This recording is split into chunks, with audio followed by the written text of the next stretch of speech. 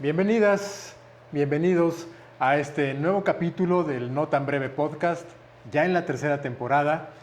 Y hoy nos acompaña un querido colega, dramaturgo, director de escena, director de cine, guionista y ahora también actor. Bueno, creo que desde siempre actor, Flavio González Melo. Gracias por estar aquí. Hola, ¿qué tal? Gracias a ti Bienvenido. por invitarme. Oye, pues ya te exhibí aquí como actor y justamente porque, bueno, no sé si cuando salga este capítulo todavía siga en escena esta obra de Amor y Dinero, pero pues a mí me sorprendió cuando supe que estabas ahí, porque digo, no sé hace cuánto no actuabas, si te gusta actuar, si es algo casual, pero pues estás en cartelera. No, me encanta actuar, lo hago muy poco.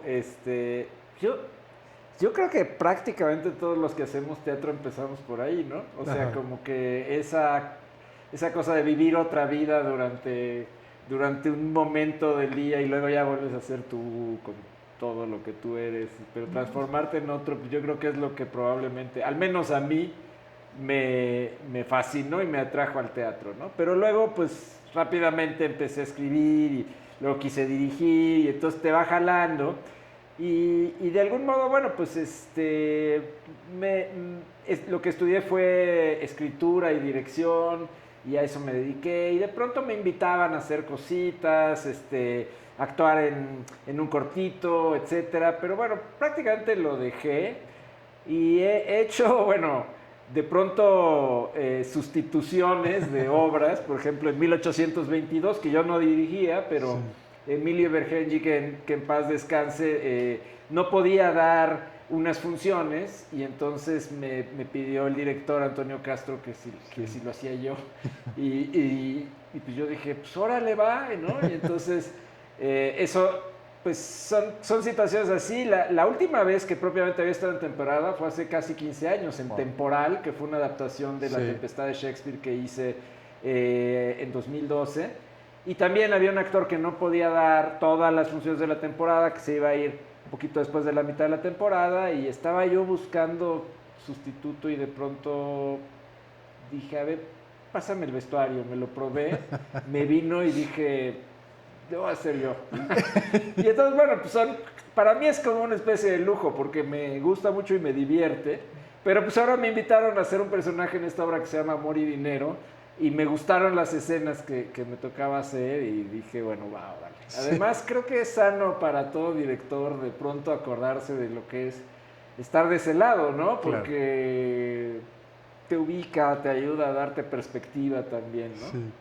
Ahora, bueno, tanto tiempo sin actuar, pero pues siempre estando cerca de actrices, de actores, conociendo los procesos, ¿no?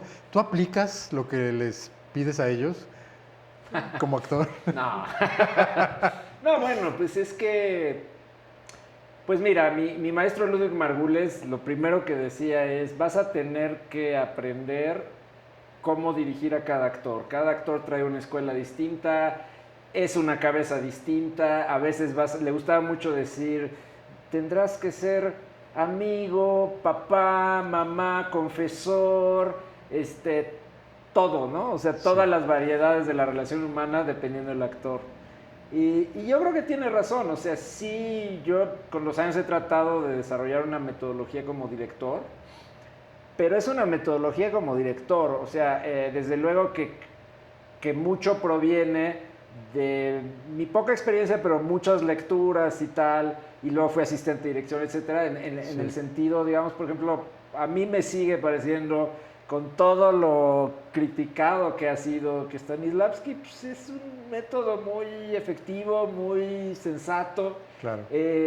Sí, se ha hecho de eso una cosa, casi una religión, y también se le ha denostado como si fuera el demonio, ¿no? Sí, Pero pienso que yo lo releo y digo lo que dice es muy sensato porque lo dice desde las tablas, desde alguien que ha sido actor y que entonces dice, a mí me sirvió esto, y etcétera, ¿no? sí. Entonces, eso es lo más cercano. Yo algún tiempo estuve con Héctor Mendoza en la facultad, en fin, sí, no es que sí, algo estudié de actuación pensando en ser director, pero que me sirve también en estas pocas veces que me meto a actuar. Pero en el fondo, fíjate que yo por ejemplo, cuando doy clases de dramaturgia o de guionismo, les dejo muchas lecturas, les dejo, por ejemplo, un actor se prepara, les dejo leer, porque creo que el proceso, sobre todo del actor y del escritor, son muy parecidos. O sea, la idea de circunstanciarse, por ejemplo, eso es algo sobre lo que he venido trabajando muchos años, la idea de, para construir una escena desde la escritura, tienes que primero conocer a detalle el contexto y al personaje. Pues eso es, ese es básicamente el método de Stanislavski. Claro. ¿No? Entonces, y entonces generar la hipótesis imaginativa y todo eso. Así es que, pues por ahí, ¿no? Ya. Ahora, digo, hay factores que cuando uno se pone a actuar orgánicos, que a veces demandan cierto entrenamiento, para algunas personas más y otras menos. O sea, por ejemplo, relajarse. Habrá personas que pues se paran ahí, no sienten nervios y tal. Y hay otras personas que requieren entrenarse y aprender a relajarse o aprender a concentrarse. Bueno, también parte del sistema, ¿no?, de Stanislavski implica estos ejercicios. ¿Tú echas mano de eso o simplemente llegas al teatro y te paras ahí y va? ¿Cuando actúo? Cuando actúas. No, bueno, sí trato de calentar un poco. Y en fin, o necesitas más relajación cuando diriges. Más bien, no, necesito.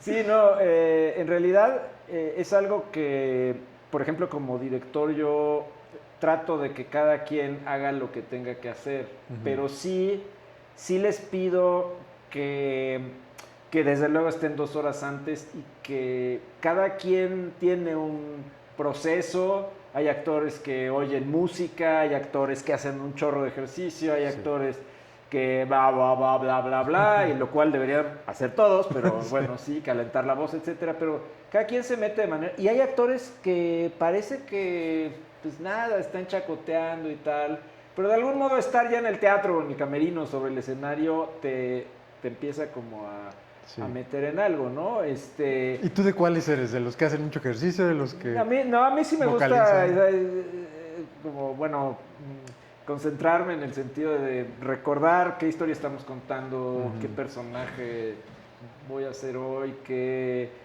qué se trata, ¿no? Y tratar de, pues ampliar un poco lo que hemos imaginado acerca de esta ficción, ver qué otras cosas podría haber.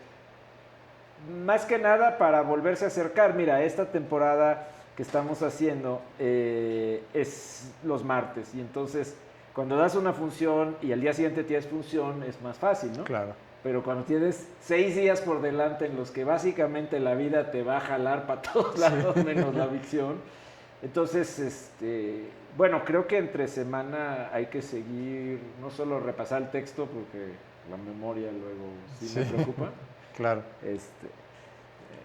Pero bueno, el hijo de un gran director que ahora ha estado actuando últimamente mucho, actuaban juntos en una obra y me dijo, es que mi papá, o sea, llevaban 150 funciones de una obra y es que sigue repasando el texto en el camerino. Le digo, ya papá, no seas obsesivo. Y le digo, pues deja llegar a su edad, o sea, es que... Claro.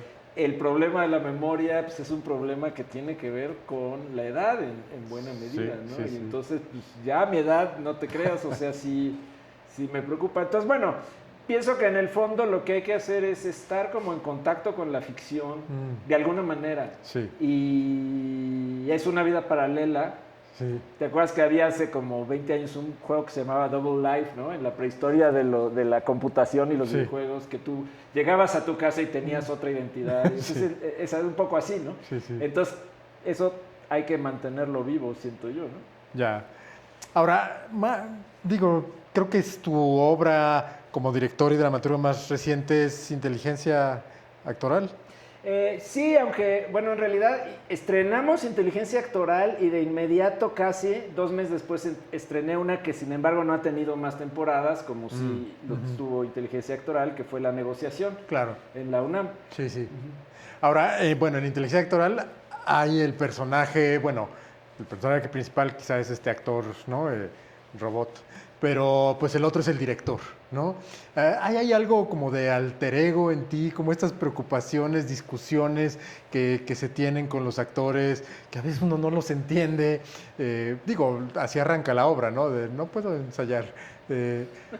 Pues todos nos hemos Pues sí, enfrentado a eso, ¿no? totalmente. Sí, sí, Está lleno de recuerdos, ¿no? sí. Convertidos en otra cosa, pero sí, hay muchas anécdotas de la vida real ahí metidas porque pues de eso trata y yo creo que yo tenía como que sacar mucho de lo, de lo problemático que es hoy en día hacer una obra, ¿no? Sí. O sea, lleva meses, dura días, te implicó años levantar la producción y se acaba y entonces otros 2 años para otras 10 funciones, ¿no? Entonces, como que todo eso estaba yo entre enojado y frustrado y entonces salió por ahí y por supuesto que el personaje del director era un personaje que yo entiendo muy bien, pero al mismo tiempo que no soy yo. O sea, es un alter ego porque hace lo mismo que yo y padece a veces los mismos problemas que yo, pero digamos, la manera en que lo hace es otra. Y a mí me interesaba hablar un poco de una generación que creo que ya prácticamente se acabó de directores que tenían mucho poder, como la Sí. figura del director, y eso permitía que hicieran cosas prodigiosas, porque realmente tú veías a un autor a veces, ¿no? Pero también ese poder es problemático, porque pues maestro actor, maestro líder, maestro gurú, entonces eso pues, se puede prestar a traspasar ciertas fronteras, sobre todo a mucho, digamos, a mucho poder sobre el actor y sobre la psicología del actor y esto, que es bien delicado. Entonces, bueno, a mí me interesaba, no es una denuncia, no es una defensa, me interesaba abrir el problema, ¿no? Sí. Abrir la herida y que saliera la pus y todo lo que hubiera, ¿no? Que en realidad esa es un poco la temática de la obra, ¿no? Sí. Ahora se llama IA, ¿no? Tú creo que la escribes un poco antes del chat GPT. Sí, yo la escribí en 2019, la terminé ya las últimas versiones en la pandemia y luego hubo el proceso de 3 años de conseguir la producción y finalmente la estrenamos 1 mes y medio después de que había aparecido ChatGPT. Ya. O sea, realmente la vida del montaje ha ido paralelo a la vida de la inteligencia artificial ya asequible por todos y ha sido interesante porque de algún modo hemos podido reestrenarla casi cada año y es diferente el panorama porque el espectador en 2023 todavía era como una cosa medio lejana y en 2025 ya era algo que traían y que quizás durante la función estaban metiéndole preguntas, ¿no? Y Claro. cosas así, entonces... Ahora, una de las cosas que resultan, creo que más inquietantes últimamente de la inteligencia artificial, a la vez que de este personaje robot, es lo afectivo, ¿no? O sea, se ha hablado mucho de que ahora hay personas que establecen una relación afectiva con el chat, con la inteligencia artificial, porque les habla muy bonito, porque les dice, bueno, les escribe muy bonito, a veces les habla, y las personas se sienten queridas, validadas, etcétera, cosa que hace este personaje, ¿no? Él desarrolla una relación afectiva con la actriz, también con el director de alguna forma, ¿no? Lo manipula, le hace caso. ¿Tú crees que un poco la inteligencia artificial camina hacia allá, hacia sustituir un poco los afectos? Mira, en realidad lo que a mí me atrajo de escribir la obra, porque como bien dices, no es una obra sobre la tecnología, es una obra sobre el teatro. Sí. Y a mí lo que me atraía era de pronto decir, bueno, a ver, estos simulacros de humanidad, pues los podemos definir de una manera que también podríamos tal cual aplicarle a un actor. Sí. Y sobre todo la vieja pregunta de si el actor siente o no siente y si eso es importante. Pienso que uno de los excesos que ha habido con Stanislavski es poner en su boca cosas que él no forzosamente dijo, como la idea de que debe de haber una emoción genuina siempre. Eso no es lo que él dice, Sí. ¿no? Pero pero hay, digamos, esta especie de prejuicio de que contra el fingimiento, ¿no? Sí. Contra la idea misma de fingimiento, pero en otros momentos, pienso en Diderot, por ejemplo, y otros, ha habido al contrario. El mismo Shakespeare en los consejos a los actores dice, tú no tienes que sentir. Entonces la idea y dice, porque entre más fuerte el sentimiento, en el medio de la tempestad de tus emociones, tú tienes que mantener una fría tranquilidad, le dice a Hamlet a los actores, ¿no? Entonces, creo que esta idea ha sido muy despreciada durante todo el siglo XX. Hoy en día o no se pela o sigue siendo, pero a mí me parece muy interesante. Es decir, ¿por qué le damos tanta importancia a que la emoción sea real? ¿No? Para empezar, real y verdadero no es lo mismo. Eso es donde creo que está la esencia de Stanislavski, está en esa distinción. Pero bueno, me parece que justamente estos avatares que ha creado el hombre, que son capaces de parecer que sienten, pero no sienten, si nos parece que eso entonces no es humano, entonces los personajes tampoco lo son. Claro. Y muchas actuaciones no lo son. Y yo siempre pienso, y eso como director es claramente una preocupación, o sea, como es que yo sentí, sí, pero no me interesa solo que tú sientas, ni siquiera es lo más importante, ¿sabes? Me interesa que sienta el público en todo caso. Sí. Y además me interesa que reflexione, que no solo sienta. Entonces, a ver, ¿qué hay? Y en ese sentido, bueno, me parece que a mí lo que me divertía de Paquito, que es el robot que aparece en esta obra, es pues pensar a un actor que además de ser absolutamente preciso en sus pies, no equivocarse nunca, tener todo, haber leído o no leído, sino tener cargado en su memoria todos los libros y más que el director ha leído, además de eso, ser capaz de repetir lo mismo cada noche y resultar convincente, como la prueba de Turing, ¿no? Y está esta escena donde se emociona y presenta 3 o 4 estados de ánimo distintos, ¿no?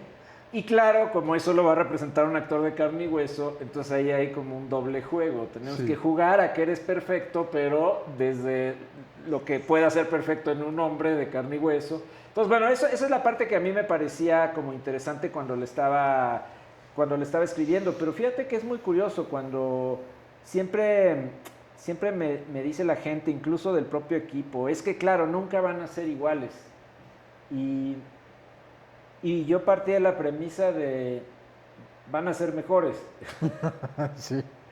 Aunque me duela decirlo, porque eso me desplaza, pero eso es lo que a mí me interesa y eso es lo que le pasa al otro personaje, el director, es decir, bueno, que también niega que algún día esto pueda ser. Claro, al principio nunca lo es. Sí. Pero de que puede, yo creo que sí. O no, pero la pregunta me parece interesante. Yo creo que descartar de entrada nunca va a ser lo mismo, nunca van a crear arte, es realmente tener una visión muy estrecha, muy de nuestro pasado y no de lo que podría ocurrir, ¿no? Claro. Ahora, bueno, has ampliado ahorita muchas inquietudes, muchos intereses, ¿no? El interés sobre la actuación, el interés sobre el teatro, sobre comunicar ideas. Y entonces, me gustaría ir un poco muy atrás, ¿no? Digo, ya medio dijiste cómo comenzaste. Comienzas actuando de jovencito, ¿no? Creo que fue en la secundaria. Sí, en la primaria. En la primaria. Y tuve un maestro que era Wildevaldo López.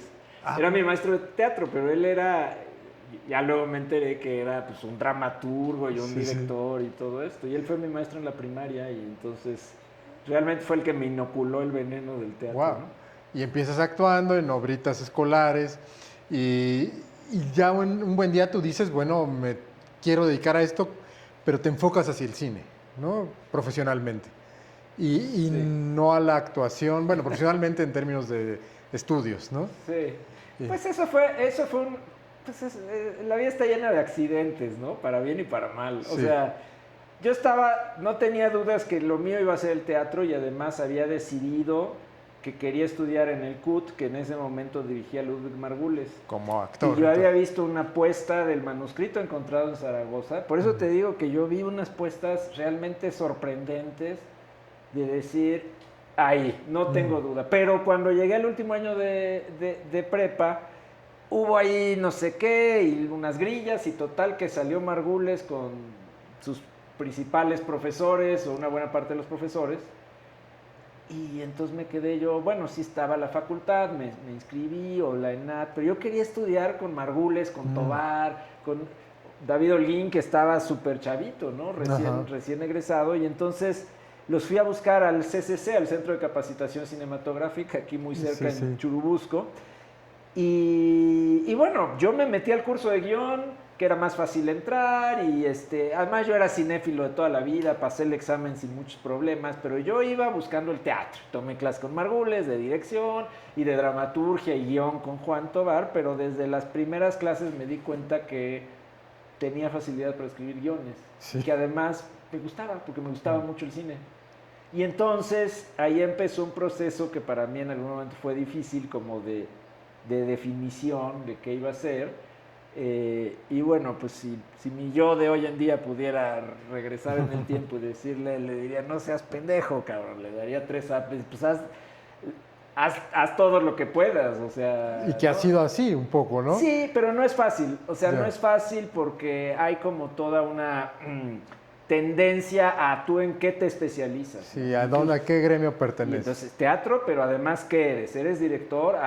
Entonces, ahorita, por ejemplo, hay más una tendencia de no se ha recuperado el multitask. En los 90s o fines de los 80s, que es cuando yo como que estaba estudiando y todo eso, pues no, era así muy compartimentado. Y si hacías cine, ¿qué vas a hacer? ¿Fotógrafo o guionista? Entonces, bueno, pues yo ahí me fui haciendo las dos cosas, la verdad, y por eso, pues algunos de mis héroes son gente que de alguna manera tiene las dos vertientes, como Bergman, ¿no? Que de pronto dices, wow, o sea, lees sus libros y dices, qué visión teatral y qué visión cinematográfica. Por supuesto. Increíble. Ahora, a mí me resulta pues muy atractivo, siempre me da mucha curiosidad esos años que yo no viví. O sea, yo viví la última etapa de Margules, solo una vez tuve la oportunidad de convivir con él y ya había vivido fue una embolia, no sé. Entonces estaba ya un poco disminuido, jamás tomé clases con él, por supuesto. Y entonces de oídas he recibido pues como muchas opiniones dispares, ¿no? Desde las que era un genio hasta otras, ¿no? Contrarias. ¿Y cómo fue tu experiencia con él como profesor? Pues mira, primero tengo que decir que estuvo marcada por mi experiencia como espectador. Y en ese sentido, yo creo que una de las cosas que a mí me sigue gustando de hacer teatro y por lo que no... O sea, se me hace muy difícil pensar que en realidad podría abandonarlo. A diferencia del cine, es esta sensación de es hoy, es efímero. Y como decía mi querido Héctor Bonilla, y quien me vio, y quien no, a la chingada, ¿no? Sí. Entonces, igual que en Los Toros, que tú conoces muy bien, la buena tarde o la mala tarde que viste de una obra, ¿no? O sea, ¿qué función te tocó ver? Y a mí me tocó ver esta obra en el CUT, con alumnos del CUT, el manuscrito encontrado en Zaragoza. Y luego, muy cerca de eso, un poquito antes de hecho, vi justamente la adaptación de una obra de una película de Bergman, que es La vida de las marionetas. Y mira, yo tenía como 15 años. Y yo nunca había ido ni al cine ni al teatro y salido con la sensación de cuando te da un balonazo en el estómago y te sacan el aire y te quedas sin aire durante varios segundos que te parecen eternos, bueno, así, o sea, físicamente así. Y, o sea, dije, wow. Y no puedo decir que me gustó, o sea, porque cuando yo leo lo que Aristóteles dice de la catarsis y la tragedia, yo yo creo que es algo que si has vivido, lo reconoces, Sí. ¿no? Y yo lo reconozco en esa experiencia. Ya. Ahora, yo llegué a estudiar con Margules con muchas expectativas, pero Margules no era fácil. Ujú. También se había creado ya desde entonces como una imagen muy severa de él, Ujú. pero ciertamente podía ser muy rudo en sus comentarios, siempre amable, cortés, o sea, Ajá. pero como que nunca estaba satisfecho del todo con nada. Sí. Empezaron consigo mismo y eso yo creo que él sentía que le daba, digamos, pues la plataforma para tampoco estar de acuerdo con Ya. sus alumnos, etcétera. Él buscaba mucho su palabra, quizás más repetida era rigor, ¿no? Rigor, rigor, rigor. Que es básicamente autocrítica, cuestionarse, evitar la superficialidad, no quedarte con las primeras hallazgos, ir más allá. Y eso es muy bueno como formación, pero también puede ser muy difícil. Y sobre todo a los 20 años o a los 19 que, o sea, la imaginación está todo lo que da y uno quiere hacer cosas muy locas y todavía con una imaginación muy adolescente en el buen sentido, de decir, Sí. y a mí me gustaba la ciencia ficción y todo. Ah. Y esto era ¿no? Constreñido y la verdad emocional. Hombre, pues Margules había vivido la persecución nazi en Polonia y Sí, luego los campos en la Unión Soviética, o sea, pero uno no. Y yo lo que encontré además que me sorprendió mucho es que cuando yo le hablaba de esta puesta, el manuscrito encontrado en Zaragoza, y le decía, oye, es que él siempre decía, ah, sí, esa puesta en escena, muy facilona. O sea, como que todo lo que no alcanzaba una esencia lo dejaba insatisfecho. Ahora, después de estudiar con él, vi obras que no me gustaron nada, otras que sí, siempre tenía un promedio muy alto de bateo con sus actores, pero desde luego cuando vi Cuarteto me gustó, pero cuando vi, pues yo creo que su último gran montaje, ¿no? Que fue Los Justos, o sea, no sé si tuviste Sí, Los sí, Justos, sí, la vi, bueno, y la vi en su estudio. o sea, ¿cómo describir? Sí. Puedo describir lo que pasaba, puedo describir que yo estaba a 30 centímetros de los actores, que actuaban en close-up. Ajá. Hay una bola, pero no puedo transmitir la experiencia de lo que era decir eso. Es un nivel de teatro que sinceramente he visto pocas veces. A veces he viajado cuando he podido y no he visto un teatro así, ¿no? Ya. Entonces claro, me marcó, ¿no? Y ahora, lograr eso, bueno, yo sí vi Los Justos y curioso, la única vez que conviví con él fue antes de una función de eso, porque yo iba con pues uno que no era ni mi amigo, era amigo de una novia que tenía, y comimos con él antes de la función, ¿no? Pues ahí, eh, vi la obra, por supuesto, y la gran pregunta era, ¿cómo se logra eso? ¿No? A nivel técnico, ¿hay una técnica, hay una metodología? ¿Te llegó a transmitir algo así? ¿O todo Mira, es...? yo lo he pensado mucho y lo he platicado con personas que estuvieron cerca de él. Y por ahí escribí un texto que habla justamente de estas dos puestas, de la de Bergman y de la de Camus. Yo pienso que esa obra fue realmente la culminación de un proceso que había empezado 30 años atrás, ¿no? Yo no vi, por ejemplo, su tío Vania, lo conozco de oídas y de fotos, pero sí no vi su Fausto, no vi su Ricardo III, pero sí vi La vida de las marionetas, y lo que ahí todavía estaba desplegado en grandote, aquí era como el big crunch, ¿no? Así Sí. como si toda esa masa de imaginación, de expresividad se hubiera acá. Sí. Y claro que creo que además hubo un encuentro con muy buenos actores y entonces se dio. Claro. No siempre se da. Y luego era curioso porque él quería hacer un discurso sobre las Torres Gemelas, el terrorismo, que la verdad fue muy coyuntural, eso es lo de menos, pero él estaba muy preocupado por eso. Pero ese fue lo que lo conectó con una cosa de profunda actoralidad, ¿no? Él buscaba algo muy minimalista que yo rastreando, creo que esa es una hipótesis, pero no tengo muchos fundamentos, pero sí algunas pistas. Creo que a él lo marcó mucho la venida de Grotowski a México. Además, él siempre que venía un polaco, era el primero en estar ahí, en ponerse a hablar con él, en polaco, por supuesto, etcétera. Y me parece que esta idea de Grotowski, del actor que se va a lo esencial, que se despoja de todo lo demás, que solo tiene su cuerpo y su propia identidad, tiene mucho que ver con lo que hacía en Los Justos. Ya. Aunque no era grotowskiano en el sentido claro. que en México luego había toda una escuela de, y entonces lo místico. No, eso no. Sí, entiendo. Ya. Ahora, digo, no por comparar, pero yo he visto pues varias obras tuyas, ¿no? Creo que la primera pues fue en 1822, yo estaba en la escuela, Mónica era nuestra profesora y pues fuimos, ¿no? Eh, que ya pues han pasado ¿cuántos años? Desde 1822, 20... Pues se estrenó en 2002, 24, o sea, ¿no? casi 25 años. Casi 25 años. Y que es una obra, bueno, resultaba fascinante porque era puro teatro en el mejor sentido, ¿no?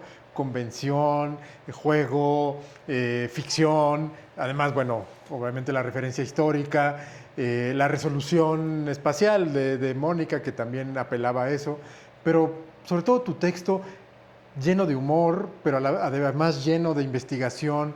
Y creo que te has ido bueno, no decantando, pero has trabajado mucho desde ahí, ¿no? Desde investigar, llenarlo de humor, llenarlo de teatralidad sin perder una estructura dramática sólida que puede permitir que aquello camine.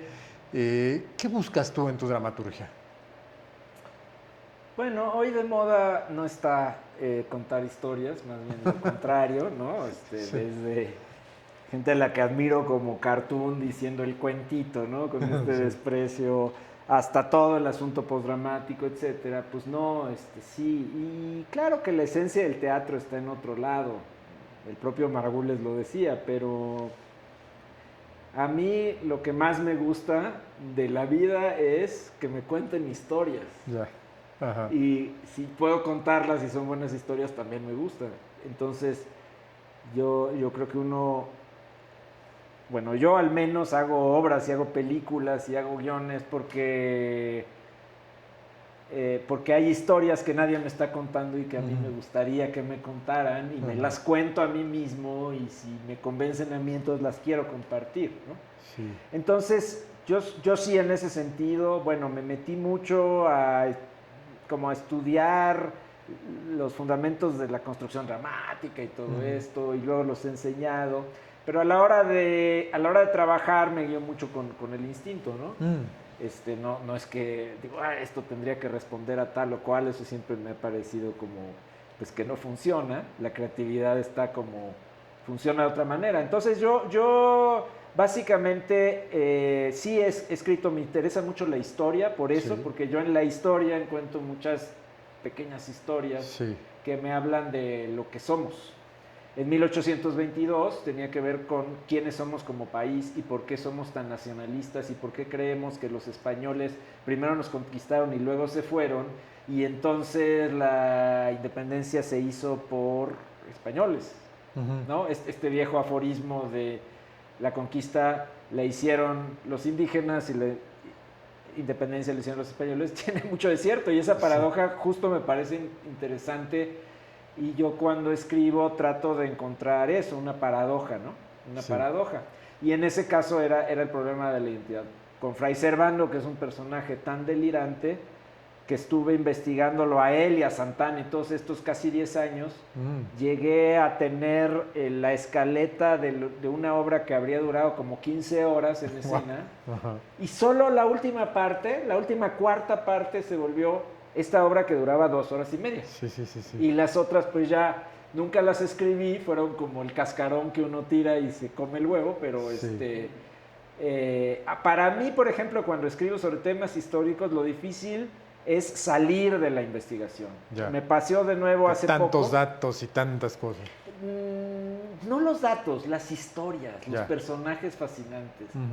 O sea, es que todo es todo puede ser contado, ¿no? Ujú. Me pasó con Trotsky, que es una obra que se estrenó hace poco, pero me tardé más de 10 años en escribirla porque me metí a investigar eso y son muchas horas, o sea, ¿no? Sí. Es un universo y me gusta estar ahí, pero también digo, bueno, pero ya hay que sacar algo de aquí, ¿no? Sí. Entonces, ese es un tipo de proceso. El otro tipo de proceso es más como inteligencia actoral, que como no tiene un tema así, eh, la investigación es interna Ujú. y las cosas salen como de manera menos complicada y yo esa obra la escribí muy rápido para mis estándares, o Ya. sea, estas obras que duran años y yo esa pues en 1 o 2 meses ya tenía por lo menos algo muy cercano a lo que luego fue, ¿no? Ya. Entonces, y me gustan esas porque entonces son menos desgastantes, ¿no? No, me imagino. Es que, te soy sincero, a mí me parece muy admirable mucho de tu trabajo, digo, esto que acabas de decir, porque bueno, retomando la palabra rigor, ¿no? De Margules, pues requiere muchísimo rigor, ¿no? O sea, rigor de disciplina, de tiempo, de atención, de no atender otras cosas. Digo, esos 10 años nadie te los paga, ¿no? Tú estás ahí metido en tu escritorio, pero pues no recibes ni remuneración ni la seguridad de que eso se vaya a estrenar. ¿Cómo trabajas? ¿Te metes unas horas ahí frente a la computadora, frente a tu cuaderno? ¿Eres riguroso en ese sentido? ¿Haces cuadros, escaletas, esquemas? ¿Cómo es tu proceso? Mira, yo sobre el rigor marguliano, que es como yo estudié, sin embargo, tengo una diferencia. Margules vivió en un contexto, la Segunda Guerra Mundial, en Polonia, siendo judío, donde si no eras riguroso, te morías. Sí. Y creo que, no todo, pero en parte de ahí viene esa cosa tan el rigor, ¿no? Es que la vida se te va y a él se le iba la vida en sus montajes. Yo vengo de otro contexto y yo prefiero la palabra compromiso, pues, que está tan devaluada como tantas palabras por la demagogia. Sí.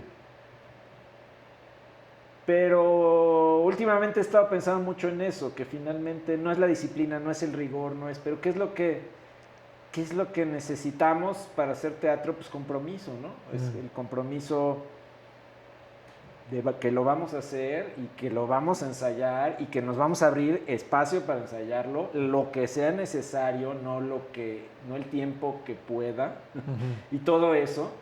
Y es una pelea constante porque todos estamos ocupados, todos nos ganamos la vida, bla, bla, bla. Entonces, por eso pienso que es un compromiso. O sea, si tú te comprometes, pues te comprometes. Y también con el espectador, ¿no? O sea, creo que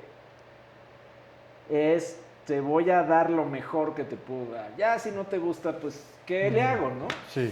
Pero sí te prometo que me metí a fondo, lo más a fondo. Entonces, de algún modo, uno nunca sabe cuándo empieza, cuándo va a acabar.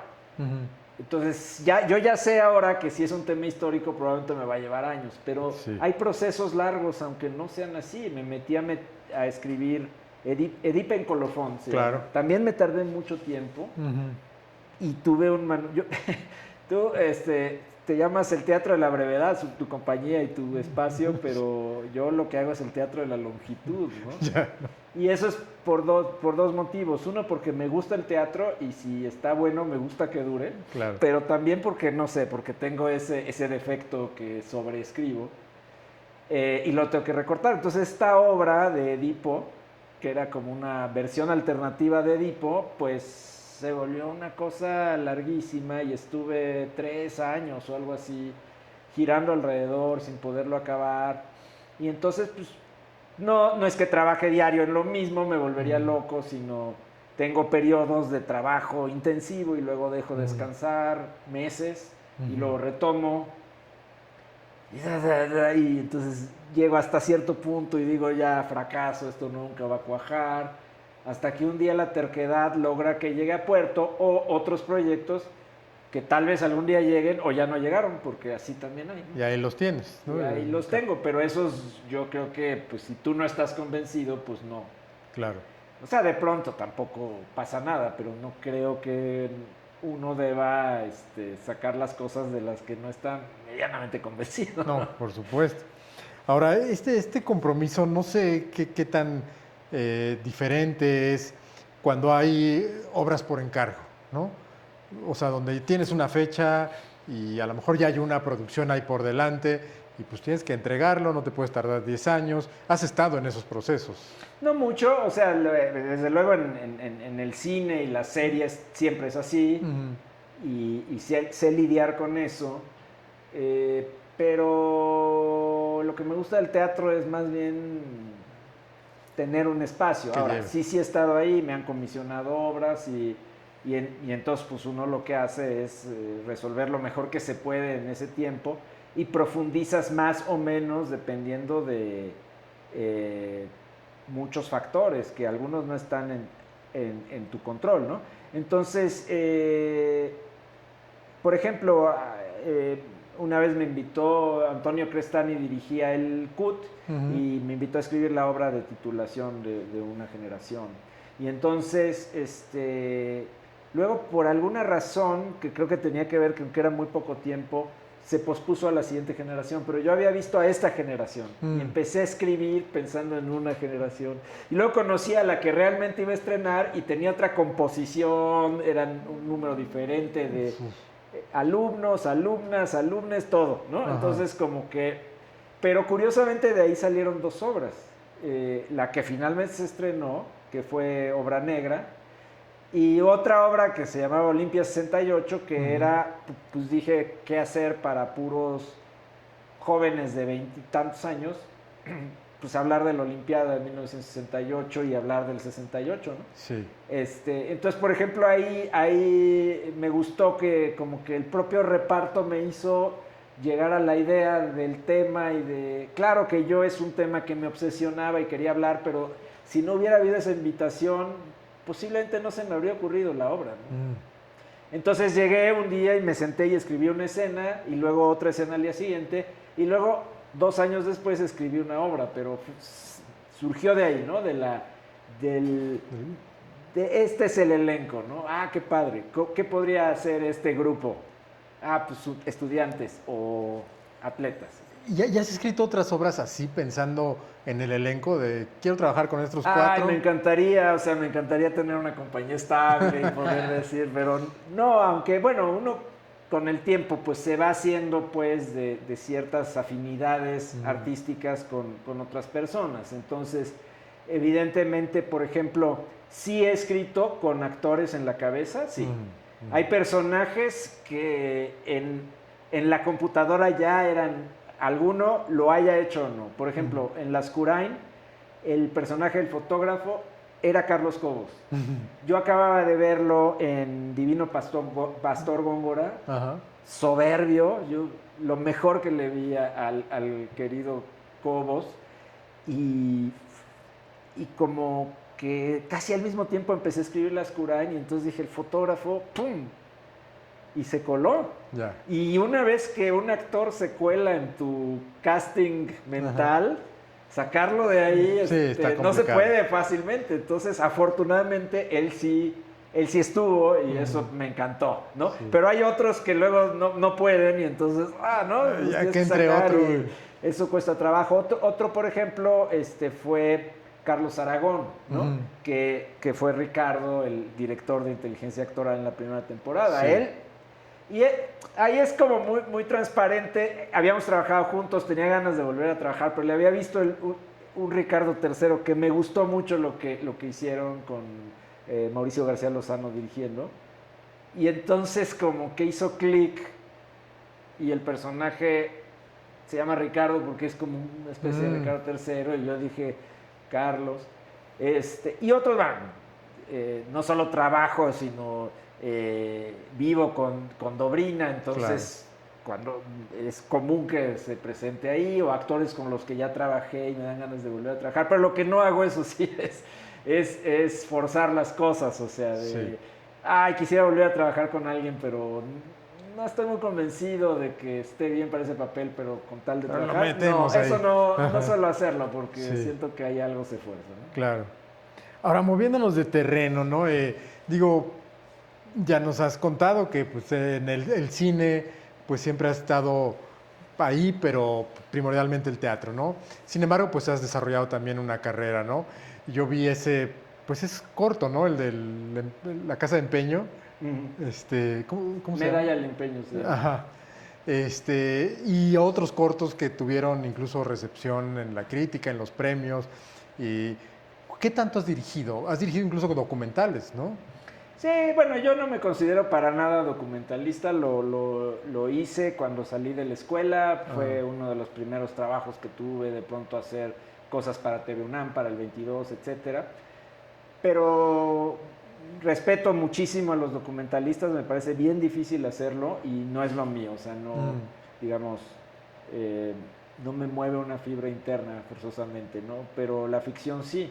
Y, y realmente no he dirigido largometrajes y entonces eso en el cine es entonces no has dirigido, lo cual es muy curioso, ¿no? Porque es como guardadas desde luego las distancias, como si pensáramos que Borges no era escritor porque nunca hizo una novela, claro. hizo puros cuentitos. Entonces, pero a mí me parece que el cortometraje es un género, me gusta mucho porque además algo que puede ser muy desesperante del cine es lo difícil que es hacerlo. Y Mm, hacer cortos no es fácil, pero bien que mal, bueno, de ujú, pronto se da la coyuntura, no se requiere tanto dinero, son pocos días, vamos, ¿no? Y entonces así lo he hecho. ujú. Eh,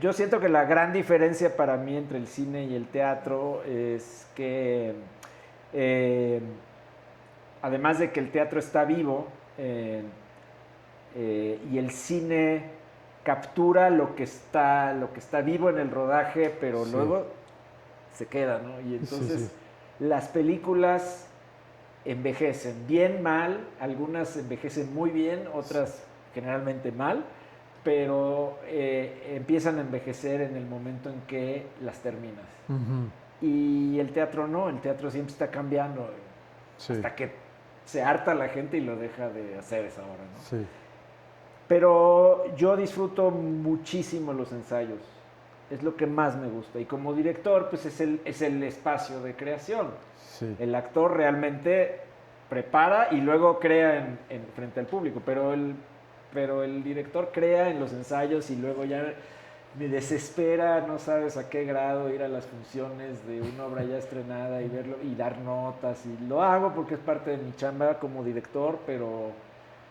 no es que me guste, o sea, más bien eh, a mí gustaría, lo que pasa es que otra idea marguliana, las obras se pudieran seguir ensayando después de estrenadas, pero es muy difícil encontrar un grupo con tiempos y compromiso como para ahora le vamos. Sí, Generalmente los actores ya no quieren volver a pisar el salón de sí, ensayos, ¿no? sí. Y esas son las cosas que en cambio una compañía sí puede hacer, Sí. ¿no? Las Pues compañías que se tienen supone, en Europa y todo sí, eso. sí, Pero bueno, claro. aquí tenemos que hacer con lo que hay, ¿no? Sí. Entonces, eso es complicado y entonces esa fase ya no me gusta tanto. En cambio, en el cine, si bien es divertido el set y dirigir, a mí me estresa mucho. Ya.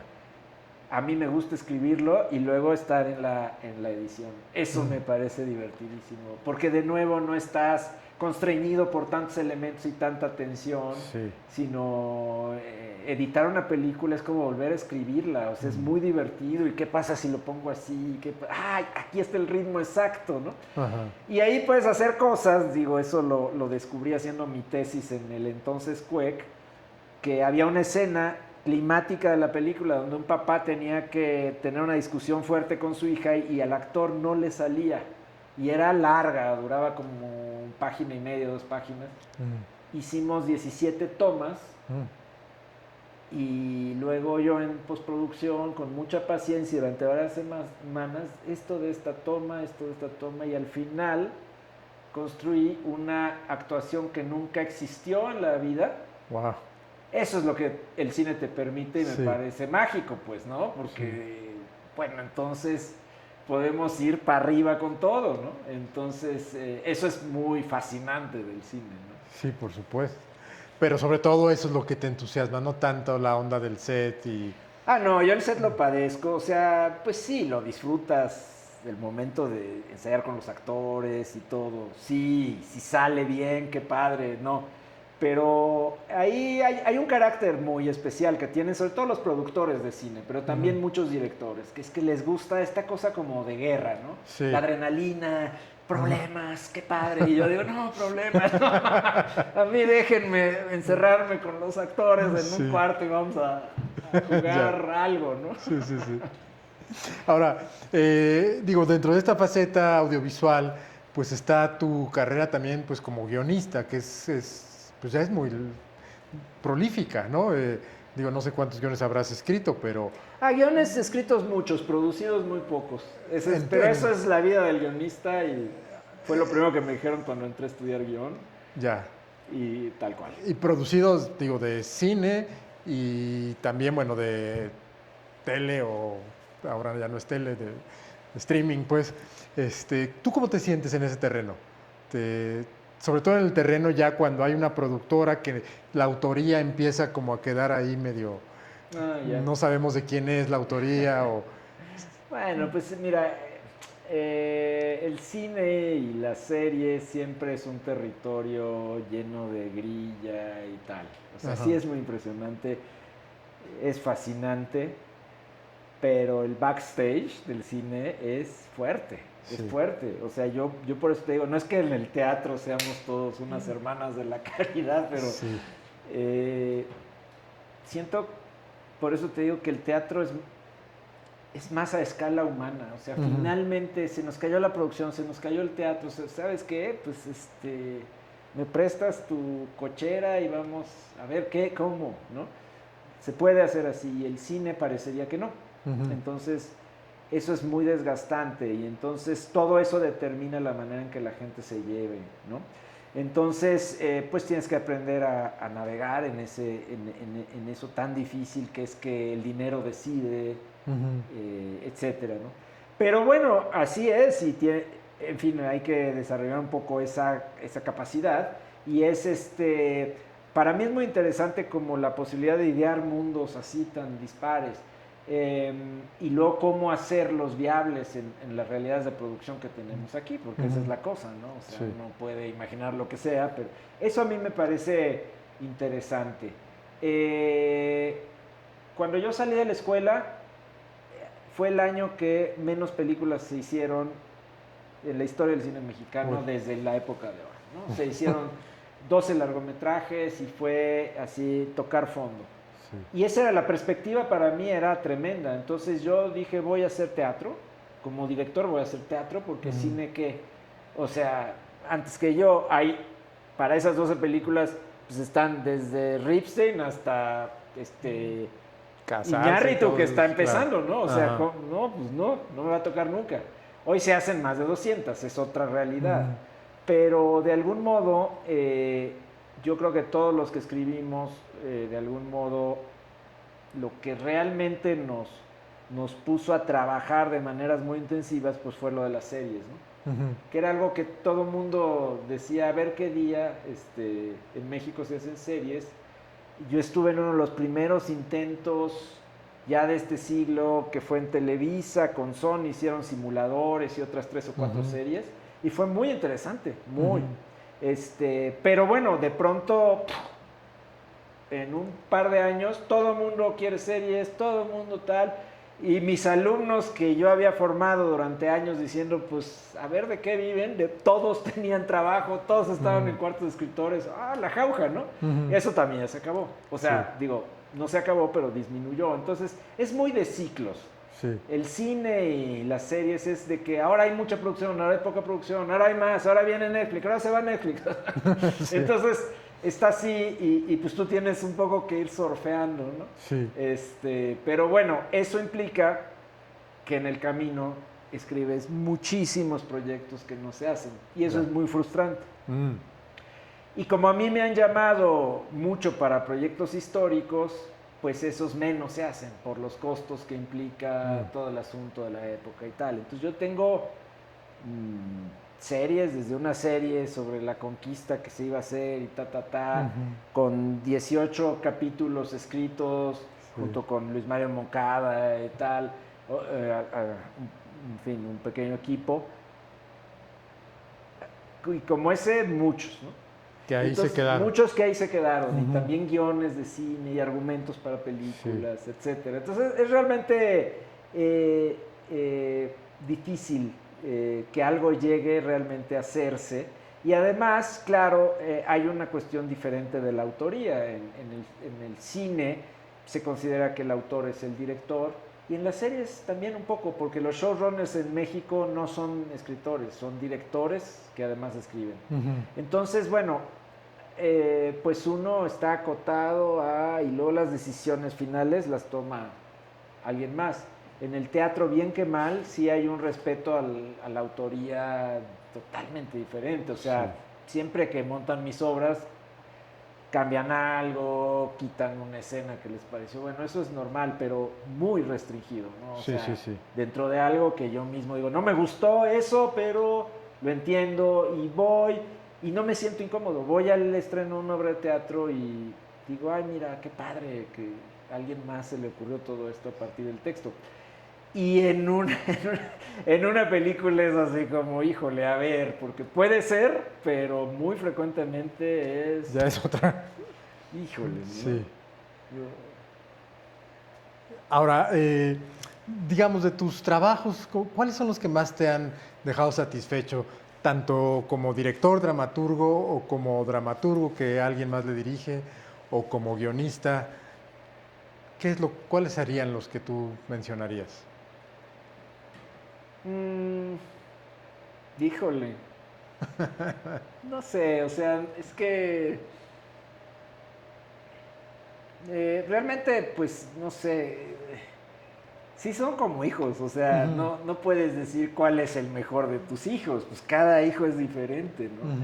Y requirió cosas diferentes y llegó a hacer cosas diferentes, tiene un carácter diferente, entonces la verdad no sabría yo, no, este es mi, no, como, no, lo puedo decir de los demás, pero no lo puedo Ajá, decir de lo mío, porque además pues son procesos que involucran una parte de mi vida y lo que yo estaba claro. buscando, y algunos los volteo a ver y digo, ¿por qué me interesaba eso, no? Pero sí, a veces releo cosas que escribí y me divierto, y luego digo, ay, qué obvio esto, ¿no? Y así.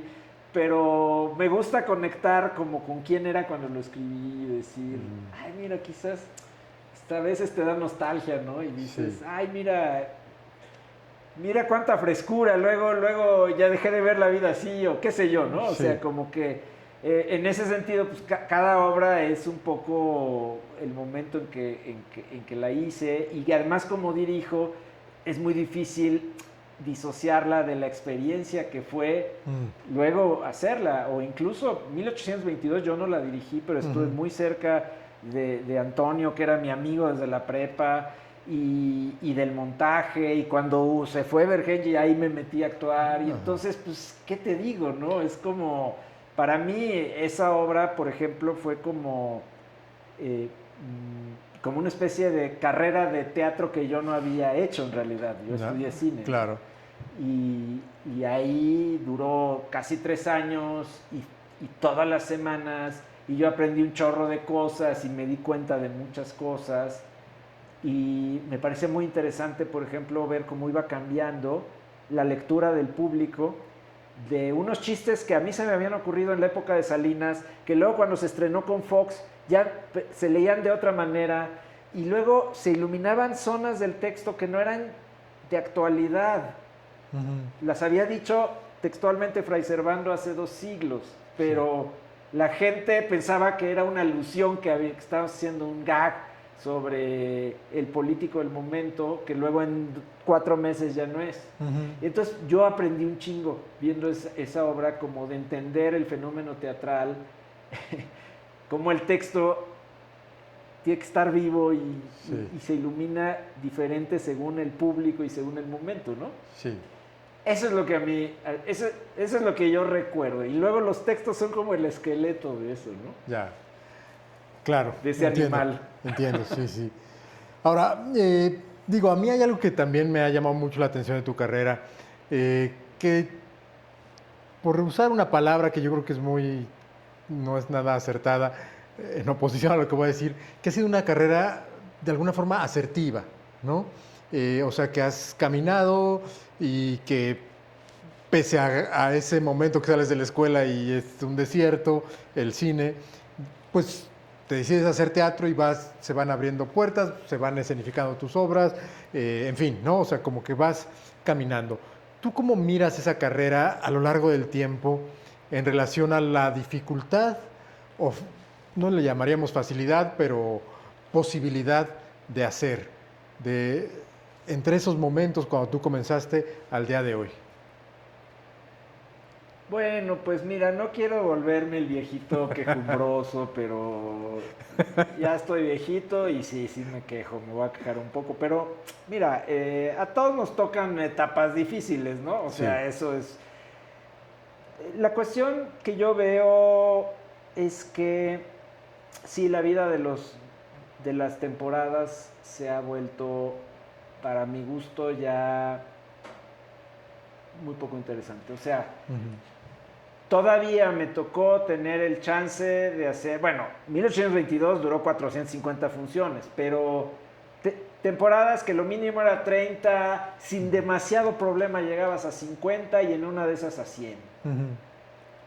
Bueno, pues mira, estadísticamente es lo de menos develar la placa con 100 o con fin de temporada, Sí. pero pasaban cosas, la obra se profundizaba, las actuaciones o se echaban a perder también, pero eso, eso de que el animal siguiera caminando ya no lo veo. Sí.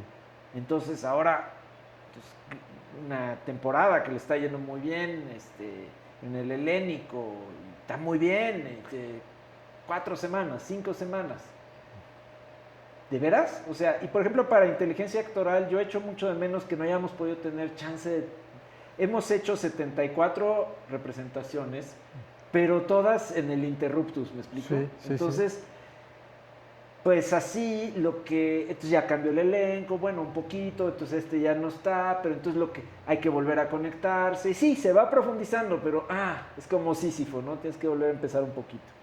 Eso a mí me parece lo más triste del panorama actual.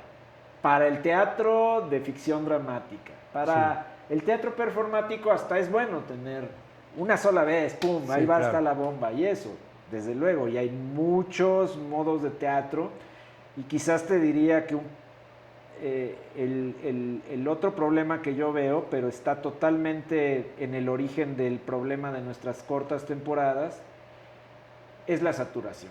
Ujú. Cuando yo empecé a hacer teatro, digamos hace muchos años, eh, éramos mucho menos. Sí. Y sí, era difícil llegar a los teatros, y no es que te abrieran las puertas de par en par, pero había cierta movilidad generacional. Y ahora, yo creo que de 15 años para acá se nota cuando a mí me tocó estar en el grupo que promovió el Efiteatro. Sí. Y lo primero que hicimos terminando eso fue ir con la entonces secretaria de Cultura a decirle, ahora se necesitan construir espacios.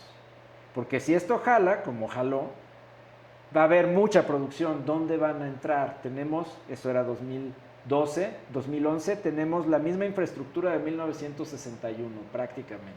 O sea, 50 años antes. Ujú. Y no nos oyeron y no se ha hecho nada al respecto. Seguimos teniendo la misma infraestructura. Tiran un teatro, construyen un teatro, tiran dos, construyen uno, remodelan uno. O sea, Ujú. pero yo no te sé decir, esas estadísticas las tendrá que hacer el INBA y el CITRU, pero yo, así a ojo de buen cubero, calculo que hay por lo menos 3 veces más gente queriendo esos espacios. Sí. Entonces, claro que se saturan, entonces, claro que tienes que hacer políticas de inclusión, porque, bueno, pues, si no, siempre van a ser los mismos los que se quedan fuera. Pero en el fondo yo siento que el problema es que la falta de una política cultural real nos pone a pelear entre nosotros. Tú ya has tenido mucho, tú haces un teatro demasiado incomprensible o demasiado obvio, y entonces, claro, estamos como perros entre nosotros, cuando eso que les gusta a algunos llamar el ecosistema, ¿no? Sí. Teatral debería incluir todos los tipos de teatro, teatros independientes, pero muchos espacios. Entonces, realmente ese es el problema. Yo no he visto voluntad de ningún gobierno desde que tengo memoria de entrarle, pero no era un problema tan grave hasta, yo creo que principios de la década de 2010, que con el Efiteatro sí hubo más producción. Y entonces, pues ahora renta un teatro por 25,000 pesos al día, ¿no? Entonces ya es una fila de 2 años. Ya tengo mis 25,000 pesos. Ah, sí, pero hay una fila de 2 años. En la pandemia fue muy claro, ¿no? Sí. Ese embudo duró como 3 años en sacar todos los proyectos, Sí. que en esos 6 meses se quedaron porque está saturado. Sí. Yo creo que la verdad, ojalá algún día tengamos una política real que empiece por decir, tú tienes un espacio aquí, ok, ¿de qué manera te apoyo para que esto se vuelva un teatro y no tengas que ir a pedir la gruta, etcétera? Si un día la pides está bien, pero no tengas que, sí. O sea, que tengas más infraestructura, que no estés trabajando en la precariedad, ¿no? Sí.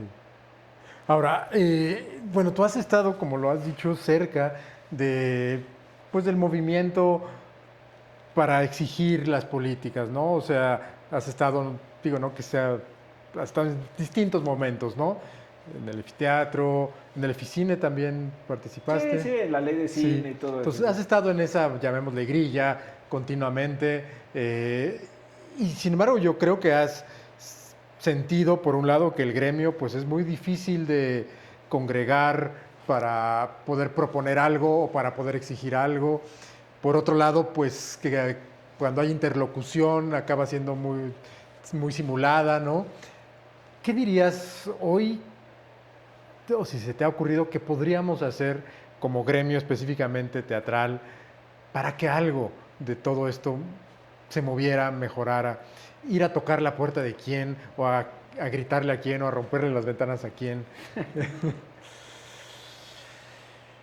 Ay, pues mira, sinceramente, yo he ido a tocar las puertas muchas veces porque ya he estado muchos años en esto y a veces te hacen caso y a veces no.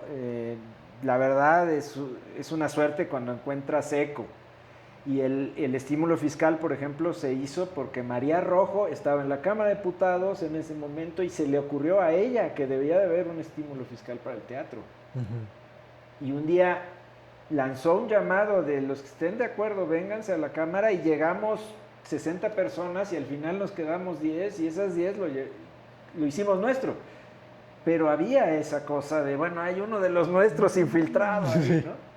Desgraciadamente yo no veo eso ahorita, claramente, ¿no? Hay muchas políticas, es un panorama muy complejo. Y bueno, nunca hay que dejar de exigir, pero pienso yo que nos hace falta alzar la voz como gremio, de maneras además más efectivas. No en mesas de trabajo nada más, porque esas pasan y luego se hace lo que se puede. Sí. No.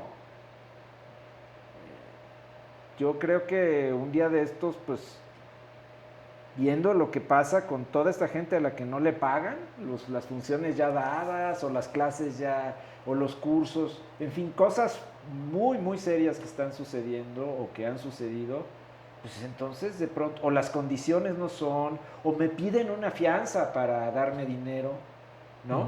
Cosas así. Bueno, si se resuelven está muy bien, pero si no se resuelven, pues hay que, ¿qué hacemos? ¿Paramos los teatros? ¿Hacer una huelga de teatros? ¿Para qué? Yo no recuerdo una. Cuando se paran los teatros, lo paran los técnicos, y es muy eficaz, ¿eh? Sí. A mí me han parado una conferencia de prensa de DIP en Colofón, justamente, estábamos, y llegan y te paran y dicen, aquí no va a haber estreno. Y por supuesto que eso mueve a las autoridades y por lo menos sí se sientan a escuchar.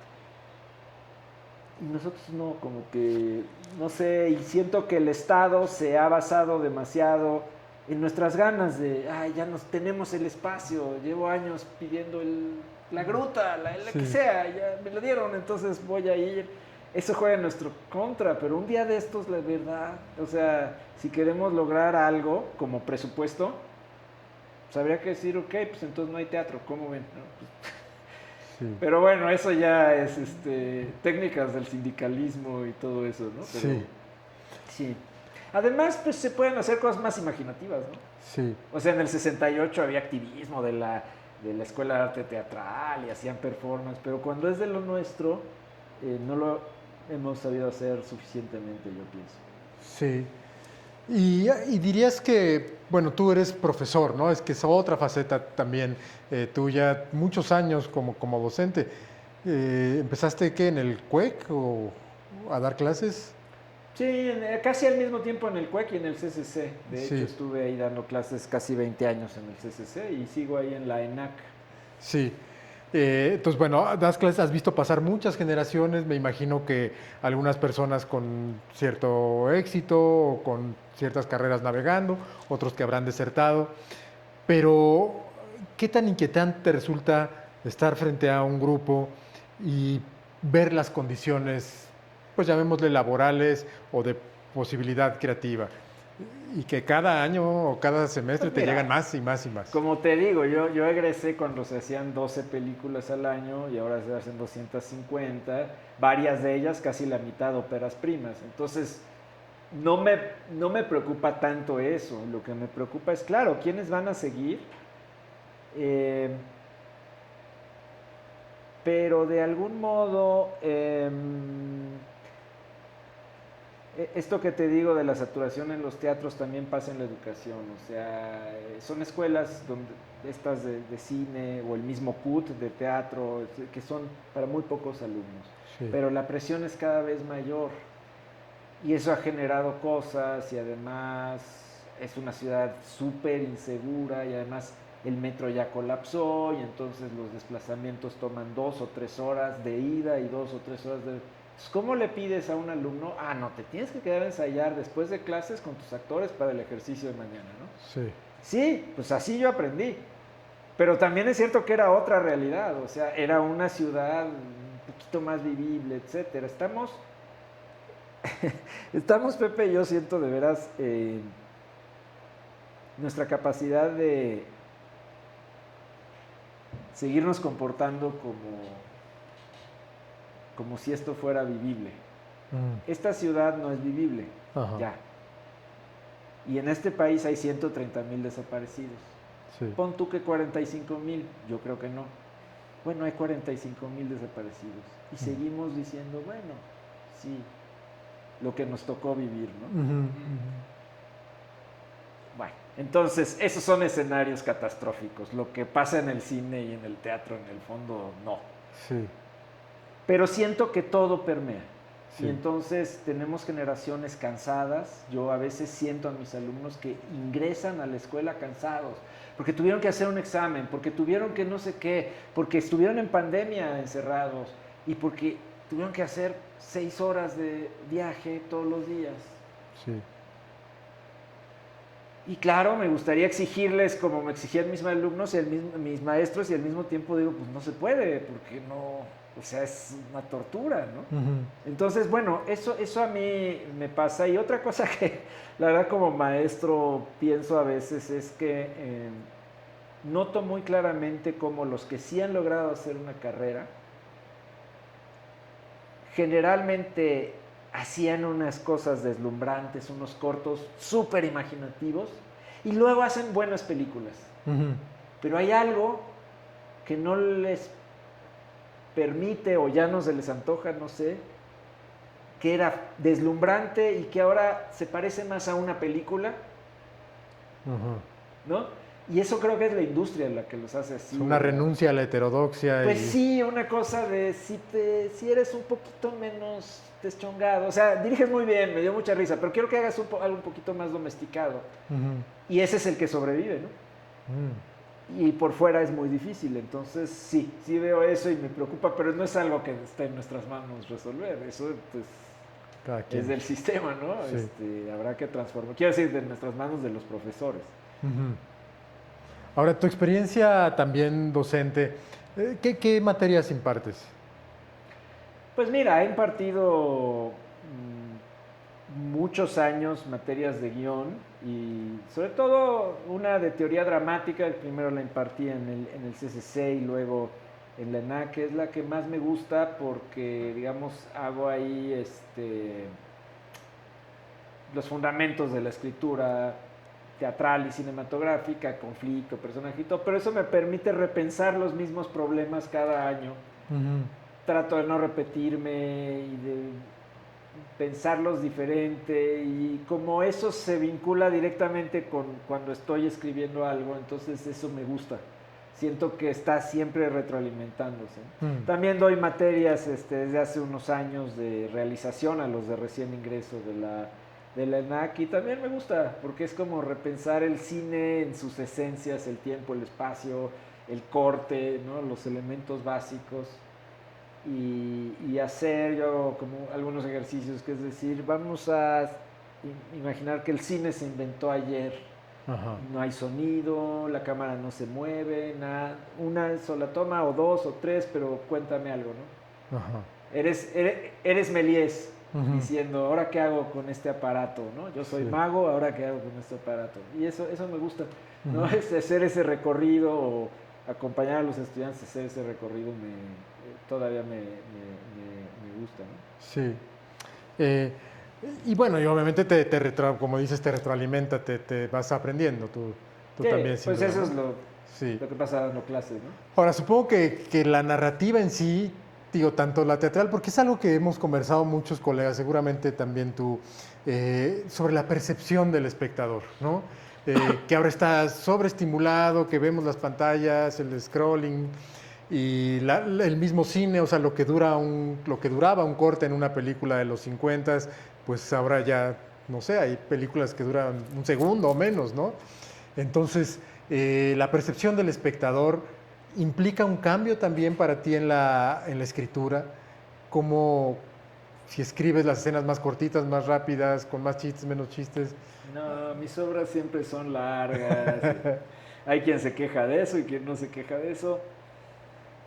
Quizás varias de estas obras que a mí me marcaron, como estas dos que te digo, de Margules, por ejemplo, las de Julio Castillo, Grande y Pequeño, que dirigió Tavira en el CET. El Centro de Experimentación Teatral hacía unas obras, El Balcón, que vino a dirigir un director francés, o sea, realmente unas cosas muy deslumbrantes. Todas eran obras más bien largas. Y como estaban muy buenas, pues eso, yo no quería que se acabaran, porque en cuanto se apagan las luces, pues se acabó lo divertido, ¿no? Sí. Entonces, bueno, quizás por eso sobreescribo, pero en realidad no, o sea, recuerdo la primera vez que me di cuenta de que el público estaba mensajeándose. Ajá. Estábamos en gira de Lascurain, 2006, debe de haber sido. Y yo estaba en la cabina, en una FES, Aragón, creo, en el teatro, y de pronto, desde la cabina, vi cómo se apagaban las luces y quedaban una bola de cuadritos, eran amarillos, porque todavía eran de esos viejos celulares. Sí. ¿No? Y entendí que toda esa gente estaba, pues, ¿qué haciendo? Lo que hacíamos nosotros con papelitos en la secundaria, ¿no? Pero ahora se hacía digitalmente. A mí la parte que me preocupa es la de, sí, o sea, ok, la atención. Como maestro me preocupa mucho porque es otra cosa. Sí, creo que si una película tiene más oportunidades de llamar tu atención y un maestro tiene que hacer cosas más, ¿no? Porque... Y bueno, pues sí es una lucha constante con la pantallita. Sí. Yo de plano a mis alumnos de primer ingreso les digo, en esta clase no no vamos a sacar celulares, ni modo. Y claro, para hacer eso, pues tú tienes que ser el primero que no lo hagas. Claro. Y es interesante porque resulta que uno también Ya quiere. ya está acostumbrado, Sí, sí, ¿no? sí. Sí. Pero me preocupa más en el sentido de que un actor esté viendo sus mensajes antes de entrar a escena, ¿sabes? O sea, el alumno todavía va a poder, tiene un rato para recuperar lo que no llegó a escuchar o qué sé yo, pero el actor que entra así, a mí sí me parece, en eso te confieso que soy de otra generación, pero sí digo, ¿what? O sea, ¿cómo? No, Sí, sí, sí. hay que apagar el celular cuando llegas al teatro. Ya ¿Y es lo muy exiges difícil. eso? Yo no exijo a mis actores que apaguen el celular cuando llegan al teatro, no. Ujú. Pero ya en tercera llamada no, o sea, Sí. no puedes estar chateando. Claro. O estás aquí o estás donde, ¿no? Y hay una cosa de la hiperconexión hace que nosotros siempre estemos en otro lado, diferente. Sí, Pero eso es una fantasía, es una ilusión, es un simulacro. sí, sí. Entonces, ¿cómo le hago? Yo no puedo obligar al espectador, como se intenta hacer, apaguen sus celulares, ¿no? Ujú. No puedes obligar al espectador. Sí, no. Tienes que interesarlo. Sí. Y no creo que la rapidez sea la manera, porque en eso nunca vas a poder competir con un TikTok, ¿no? Claro. Ahora, en contraposición, en el otro mundo que tú navegas, audiovisual, de las series, ¿existe esa, digamos, exigencia de que se vaya cada vez pareciendo más al TikTok? Bueno, hay un género muy exitoso hoy en día que es los llamados formatos verticales. Vertical, sí. Pero eso es lo que son las telenovelas, nada más así como divididas en cachitos, ¿no? Sí. No, no, realmente no, no siento que haya una presión hacia allá en este momento. O sea, si te soy sincero, yo pienso que por donde la tecnología está cambiando la industria es por la inteligencia artificial, ahí sí. Y los primeros que nuestras cabezas van a rodar, bueno, no sé si los primeros, pero unos de los primeros somos los guionistas. Porque, a ver, normalmente un productor quiere que escribas lo que él quiere, a veces en muy poco tiempo, cobrándole poco, Sí. y hay algunos que hasta quieren que no tengas autoría, ¿no? Que el crédito sea. Pues todo o sea, es perfecto, ¿no? Sí. Te da todo. ¿Y tú has hecho la prueba alguna vez de pedirle que escriba un guión, una escena? Pues cuando presentamos IA, el libro de inteligencia actoral, yo no sabía qué escribir. Yo no me gustan los discursos de entonces me puse a jugar con ChatGPT y le dije, a ver, ¿qué tendría que decir alguien que presenta en El Milagro esto? Y, a ver, dime algo del milagro. Y entonces me inventaba alucinó, ese día se había metido hongos, y ChatGPT empezó a decir, El Milagro se llama así por la obra de Salvador Novo de 1921. Y le volví a hacer la misma, se la pregunté 18 veces, y no, es por una obra de Sabina Berman, que tuvo mucho éxito ahí. Y de pronto decía, porque sus fundadores, David Olvini y Gabriel Pascal, en honor a Luisa Josefina Hernández, no sé qué, o sea, estaba totalmente puesto el ChatGPT. Sí, sí. Y entonces al final le pedí, haz una obra, y entonces me hizo una obra de 2 páginas que leí, y eso fue como... y una obra que decía, Pascal, es malísima esa obra. Y yo decía, bueno, es una obra rara, ¿no? Pero, no, lo que sí me ha pasado, y es tremendo, es que te dicen, queremos que desarrolles esto. Mira, ya le pedí a ChatGPT que me hiciera un primer aterrizaje, ¿no? Un pitch de la idea, y me sacó esto. Y tú a partir de eso. No, bueno, pues yo sí, en fin. Sí. O sea, ¿qué haces, no? O sea, le das un vistazo y ya, pero no. Yo pienso que si, en fin, si tú empiezas a apoyarte en la herramienta, seguramente vas a optimizar tus tiempos y vas a ganar más dinero. Yo ahorita, pues, vivo de otras cosas y no me interesa hacerlo por eso. Sí. ¿Sabes? Entonces digo, si voy a escribir y me voy a perder la única parte que disfruto, que es escribir, claro, pues ¿para qué lo hago, no? Sí, sí, sí. O sea, Eso. Sí, vaya. Bueno, pues mira, casi vamos llegando al final. Digo, solo me gustaría como conocer un poco qué viene por delante. Digo, ahorita estás en escena como actor, ¿estás preparando algo pronto, tratando de levantar algún proyecto? Pues sí, proyectos siempre hay, estamos tratando de empujar una nueva temporada de inteligencia actoral, yo tengo ahí varios textos que no han podido salir, pero si te soy sincero también, digamos que estoy un poco cansado de esta dinámica de empujar un proyecto 4 años y luego que se haga y dure 10 funciones, entonces más bien he estado pensando en los últimos meses qué otros esquemas habría. Y creo que pues todos andamos un Ujú. poco así, o Sí, sea, necesitas un espacio, pero también necesitas un vehículo de difusión, cómo haces para crear un público. sí. Ese es un asunto que a mí sí me preocupa, o sea, el público no en el sentido de que quiera hacer dinero, en el sentido de que uno hace las cosas para que otros lleguen y los vean y establecer un diálogo, ¿no? Ujú. Entonces, pues claro que me importa el público. Eh, entonces, bueno, pienso que, como te decía hace un momento, la forma de producir teatro en México y sobre todo de exhibir ya dio de sí. Ujú. Fue muy claro el año pasado con la convocatoria de EFI Uf, lo que ocurrió, ¿no? cómo no. Tantos proyectos tan altamente calificados que no consiguen el dichoso contributo. Pues eso ya dio de sí. Ujú. El FONCA tiene años que no crece y las instituciones en general han visto sus presupuestos recortados. Entonces, ¿qué hacemos? Desde levantarnos en armas hasta, bueno, exigir mejores condiciones, pero también aprender a hacer de otra manera, ¿no? ¿Y se te ha ocurrido algunas Pues pruebas que pienses hacer? sí, sí se me han ocurrido. Me Ujú. parece que nada tampoco que sea, vamos, no estoy inventando el hilo negro, se ha Sí, hecho por mucha gente. Yo lo que estoy buscando es lo que me funcionaría a mí, sí. ¿no? Eh, yo me acuerdo mucho, yo creo que sí añoraría tener un esquema de mayor estabilidad y trabajo continuado.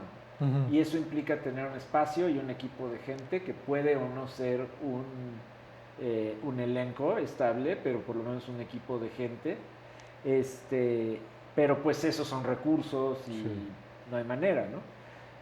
Pues sí, ¿cómo se puede hacer? Yo me acuerdo mucho lo que dice Ariane Mushkin en una entrevista, ¿no? Cuando hablaba del Teatro del Sol y todo esto. Y entonces decía dos cosas, ¿no? Una es siempre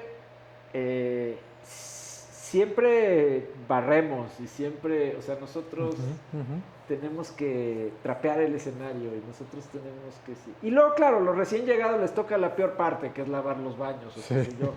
Porque algunos privilegios se ha ganado uno después de 30 años, dice Ariel Mushkin, ¿no? Pero básicamente todos hacemos todo porque es la única manera de hacerlo. Ujú. Y, y también cuando habla de cómo se le va uno de sus actores con los que más había trabajado, dice, yo lo entiendo y no lo voy a criticar y entiendo que se fue porque hacía más dinero haciendo cine y televisión y todo esto, eh, pero el teatro se hace sacrificando otras cosas, ¿no? Sí. Entonces, pues eso lo sabemos. La cosa es cómo mejoramos un poco las condiciones, pero creo que, bueno, esa es la esencia. Hay mucha gente haciendo teatro así ahorita, gente que no ha tenido las oportunidades que yo he tenido o que tú has tenido y que otros han tenido. Pero bueno, me parece que básicamente hay que luchar porque haya mejores condiciones para todos y mientras tanto encontrar la manera de ser autosuficientes cada uno por su lado, Ujú. lo mejor que pueda, para seguir haciendo teatro y eso implica ineludiblemente para seguir enfrentándonos a un público. Ujú, ujú, Y ese es un problema en sí mismo. ujú. el público de teatro no es un público... a la gente cuando va y la obra está bien, le gusta mucho el teatro y regresa. Sí. Eso es muy impresionante del teatro. Yo creo, sinceramente, que el cine mexicano al menos no tiene esa cosa de que marca vidas de esa manera.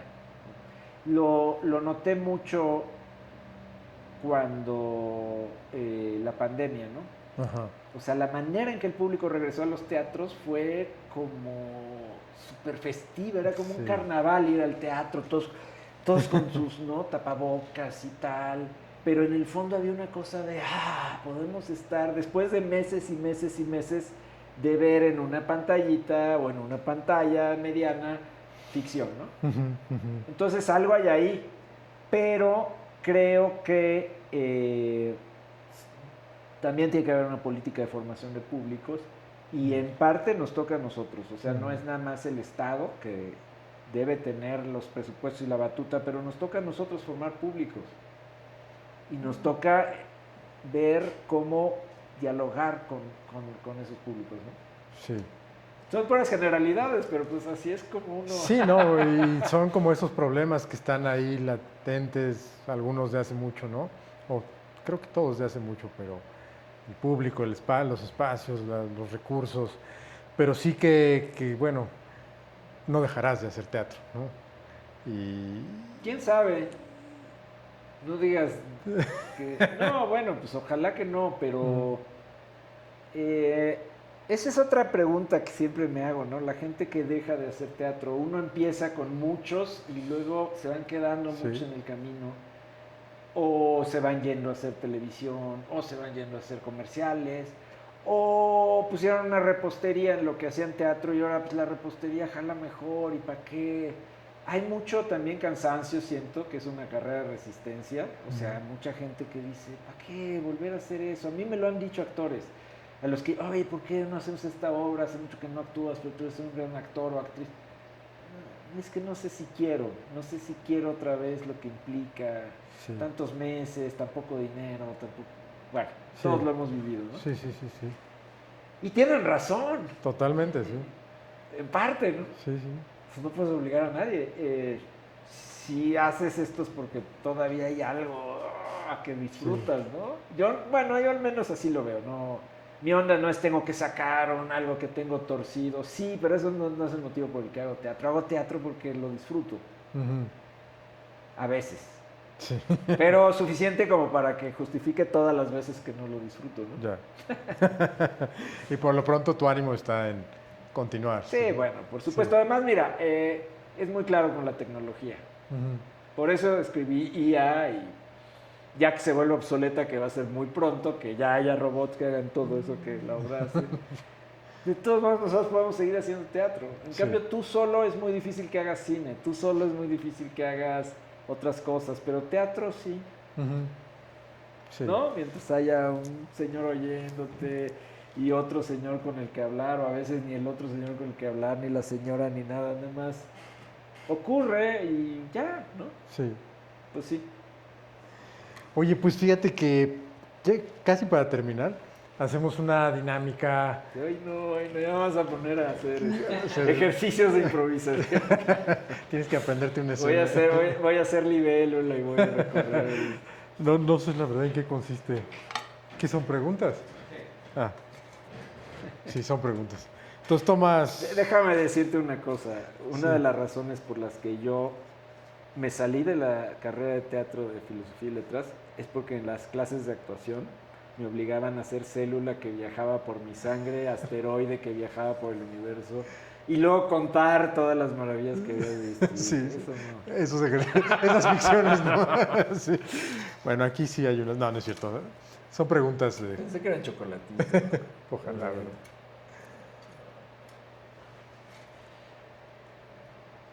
¿Cuál ha sido la experiencia más hilarante que has vivido en el teatro, Sas?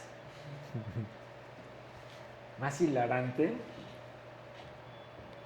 Ya me bloqueé.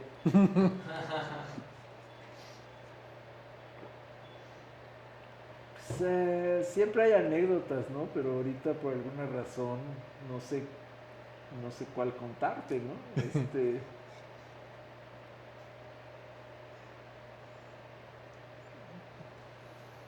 Mm. Ya te eché a perder tu programa. No, pero para nada. no, Bueno, tus obras son muy hilarantes ya de por sí. no te sabría decir, pero bueno, definitivamente una de las cosas más raras que me pasó fue cuando teníamos ensayo ya cerca del estreno de una obra y un gran actor que era el protagonista, al que yo había estado así como machacando con notas y todo, y diario, y a sus 60 y tantos, casi 70 años, él ahí, ¿no? Pudiendo irse a hacer otras cosas más, y de pronto un día llegamos a ensayo y lo estamos esperando, y lo estamos esperando, y lo estamos esperando, y no llega, y rarísimo, él siempre es muy puntual, hoy no le habrá pasado nada, y entonces, todavía no existía el WhatsApp, le escribo, ¿no? Le hablo, perdón, y cuando finalmente me lo pasan, está en su casa, me dice, había ensayo, o sea, ensayábamos todos los días a la misma hora. Ya, qué maravilla. Y yo de algún modo entendí que era, no forzosamente consciente, no sé, pero yo creo que era una manera inconsciente de decir, ya, déjame actuar, cabrón. Sí, a tus notas. Y la verdad sí le bajé un poquito, o sea, porque dije, está raro, ¿no? O sea, es un acto fallido, diría Sí, Freud, sí, ¿no? claro. Pero bueno, pues nos quedamos ¿A poco hay todos, ensayo a la misma hora que Nos sí? vemos mañana, y ya, ni hablar, ¿no? Vaya. No es muy hilarante, perdón. No, está bien. A ver, otra pregunta. Imagina que el Flavio escritor y el Flavio director se separan. ¿Crees que se llevarían bien trabajando juntos o chocarían mucho? Juicio de divorcio durísimo. No, bueno, pues yo dirijo en buena medida porque a pesar de que he tenido muy, muy padres socios creativos, y cuando llega un director que dirige mi obra y lo hace bien, lo disfruto mucho porque también, como que descanso, o sea, la sensación de ir al día del estreno y, A ver qué hay. y no haber tenido que sufrir Sí. todo el estrés de todos los que están arriba Sí. es padre, ¿no? Y de pronto ver lo que tú imaginaste que cobra vida es muy padre. Pero como tengo TOC y soy como así, muy obsesivo, pues por eso dirijo. Ajá. Si no, creo que no sé si dirigiría. Y entonces no sé quién sería el que se quedaría con mi visión de la obra, el escritor o el director. Siempre tienes que matar un poco al autor, ¿no? Cuando diriges tus obras, en realidad. Sí. También he dirigido, por ejemplo, Shakespeare o Brecht, y me gusta justo porque veo muy rápidamente veo lo que a mí me interesa de eso. Pero cuando yo lo escribí me cuesta mucho trabajo cortar, por ejemplo, decir esto tal vez no, sí sonaba interesante, pero ya en el conjunto, ¿no? Entonces ahí yo tengo que asesinar un poco al dramaturgo y eso es una especie de divorcio, como el que plantea el papelito. Pero el dramaturgo revive como zombie y entonces me pone pies como director, tales como que siempre está diciéndole a los actores, a ver, te traje una nueva versión. Y entonces el yo director, dice el primer día, bueno, les advierto que va a haber cambios hasta muy avanzado, ¿no? A veces en la temporada, cada vez menores. Pero sí, son los propios actores los que a veces me dicen, ya me lo había aprendido. Pues eso ya no. Pues ni modo, ¿no? Sí. Vaya. A ver, una última. A ver. Caray. Bueno, este está muy fácil. Como lector, ¿qué libro te ha dejado tan mala experiencia que no lo acabaste? Muchos libros. Pero, o sea, ¿sabes qué? Te diría yo, yo estoy un poco peleado con la parte de la academia, o sea, la escritura académica. Ya. Me parece la muerte del arte, sinceramente. A pesar de que hay algunos textos que me han sido muy estimulantes, pero hay mucho trabajo académico que es... No. Están utilizando la obra de teatro, la película como pretexto para decir una serie de teorías que querían presumir todos los autores que han leído. Y eso me pasa mucho con muchísimo paper académico que de pronto tengo que leer por mi trabajo y que es así. Y de pronto sí encuentras uno bueno, ¿no? Y tú tienes que llevar a cabo también. También a veces no me gusta mucho y me he encontrado siempre con problemas de que cuando vienen los famosos dobles dictamen ciego y todo eso, sí, pero sería muy bueno que dejara claras sus conclusiones, en una así, con bullets de conclusiones, y yo así de bueno, pero no queremos ser sutiles, que el espectador termina de... No, aquí no es un espectador, entonces, es así como... Entonces, a mí me cuesta trabajo ese tipo de escritura y lo tengo que hacer pues para poder obtener el grado y esas cosas, ¿no? Ya con la ficción me pasa menos, ¿no? Pero ¿sabes qué me ha pasado? Novelas que he abandonado no porque sean malas, sino porque todavía no estoy listo para leerlas. Sí, algunas porque son malas, pero por ejemplo, me pasó con 100 años de soledad. La inicié 3 veces cuando estaba en la prepa y no podía pasar de las primeras, no sé, 10, 15 páginas. Sí. Y el día que pude, ya no pude soltarlo. Y así me ha pasado con otros libros que luego me han marcado. Entonces ya digo, bueno, tal vez no es el momento, ¿no? Lo dejo y luego regreso 5 años después y bueno. ¿Y lees mucho? Pues no soy un lector compulsivo, pero sí leo, sí estoy leyendo y sí trato, pues cuando hay tiempo. Las pinches pantallitas son el enemigo de la lectura, porque sí lees, pero lees el Facebook, ¿no? Y el periódico digital y esas cosas que bueno. Sí, acaban. Oye, Flavio, pues te quiero agradecer mucho que hayas estado aquí. Al contrario. Esta conversación no tan breve. Más bien larga, parece una de mis obras. Sí.